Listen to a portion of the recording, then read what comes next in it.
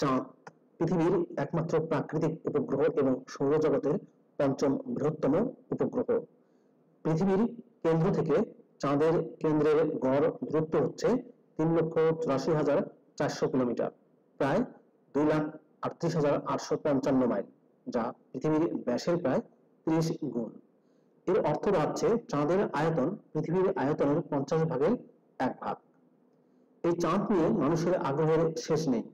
পৃথিবীর এই উপগ্রহ নিয়ে বিজ্ঞানীরা আজও গবেষণায় ব্যস্ত, চলছে নানা অভিযানও, চলছে বিস্তর গবেষণা।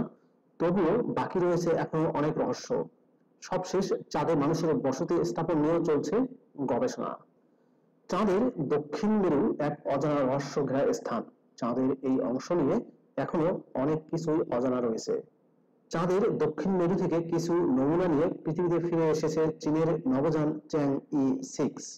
গত 3 মে চীনের হাইনান প্রদেশ থেকে চ্যাংই-6 চাঁদের উদ্দেশ্যে যাত্রা শুরু করে।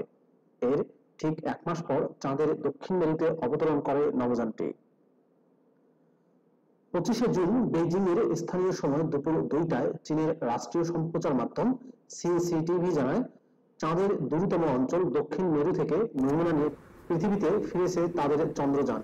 এটি মঙ্গলয়ায় অবতরণ করেছে। এর আগে চীনের মহাকাশ বিষয়ক সংস্থা এক বিবৃতিতে জানিয়েছিল, মূল্যবান উপহার নিয়ে 25 জুন পৃথিবীতে ফিরে এসেছে চ্যাংই-6। চীনা বিজ্ঞানীদের দাবি, চাঁদ থেকে আনা নমুনার মধ্যে থাকতে পারে 25 লক্ষ বছরের পুরনো এক আগ্নেয় শিলা। পাশাপাশি তারা আরেকটি বস্তু পাওয়ার আশা করছেন, যার মাধ্যমে চাঁদের দুই দিকে ভৌগোলিক পার্থক্য নিয়ে ওঠা প্রশ্নগুলোর জবাব পাওয়ার সম্ভাবনা আছে।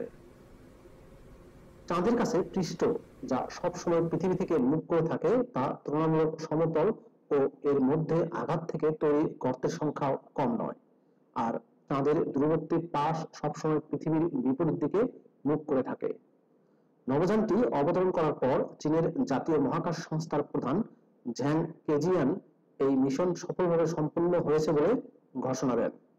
চীনের প্রেসিডেন্ট শি জিনপিং বলেছেন, মিশনটি সফলভাবে শেষ করা চীনের মহাকাশ ও বৈজ্ঞানিক পরাশক্তি হওয়ার লক্ষ্যমাত্রার জন্য যুগান্তকারী অর্জন।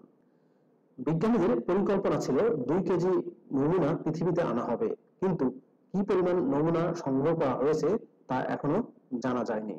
ধারণা করা হচ্ছে, চাঁদ থেকে সংগ্রহ করা এই নমুনা নতুন খনিজের সন্ধান দিতে পারে। এমনকি চাঁদের ভূতাত্ত্বিক প্রকৃত বয়সও জানা যাবে।